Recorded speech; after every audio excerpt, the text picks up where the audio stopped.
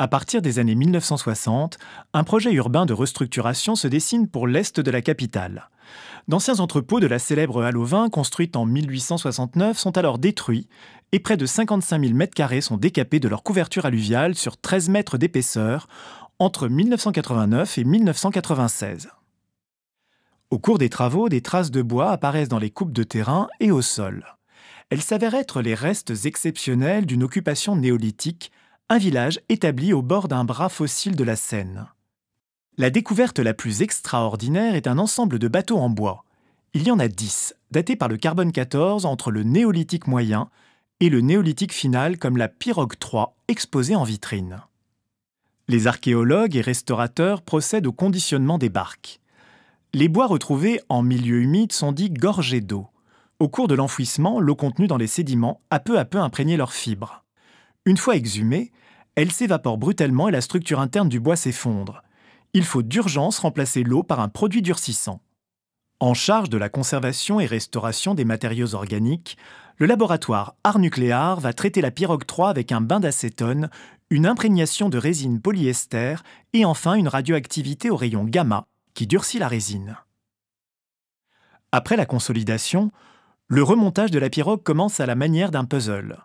Les 160 morceaux sont positionnés, puis collés ou maintenus par des goujons et une armature métallique supporte l'assemblage.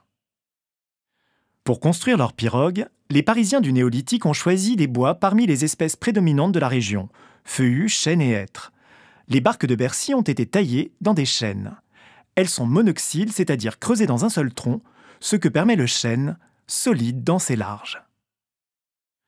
Le tronc entier est découpé de son tiers supérieur et débarrassé de son écorce. Le fond est aplani, les extrémités retaillées pour obtenir un profil effilé. Pour creuser la coque, les charpentiers ont recours à deux méthodes, un évidage au feu et une finition à la hache ou à l'herminette. L'épaisseur des parois est mince et le risque à éviter est la fissuration du bois. La dernière étape consiste à amincir le fond de la coque par l'extérieur pour qu'elle soit légère. Conservée sur 5,38 m de long et 90 cm de large, la pirogue devait avoisiner les 8 mètres.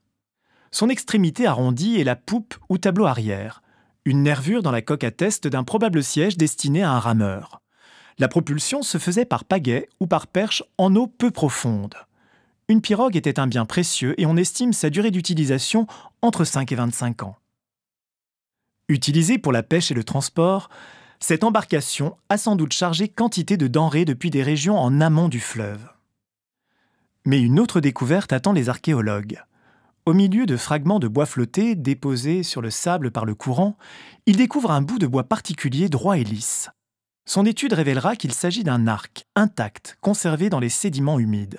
Il est taillé dans un nif, conifère adepte des sous-bois plutôt humides, et très répandu depuis la préhistoire.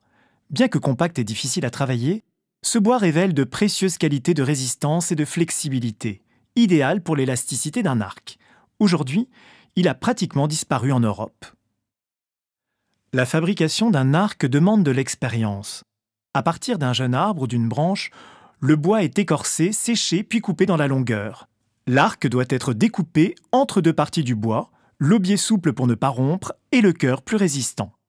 Les surfaces sont raclées et polies pour être parfaitement lisses, tandis que les extrémités sont affinées.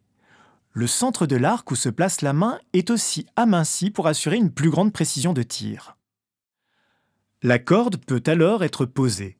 En fibre végétale, en cuir ou en boyau, elle est ligaturée dans une entaille du bois au moyen de chanvre, de lin ou encore de tendons animaux. Les flèches sont quant à elles rarement retrouvées en fouille. Celles des Parisiens du néolithique sont estimées à 70 cm.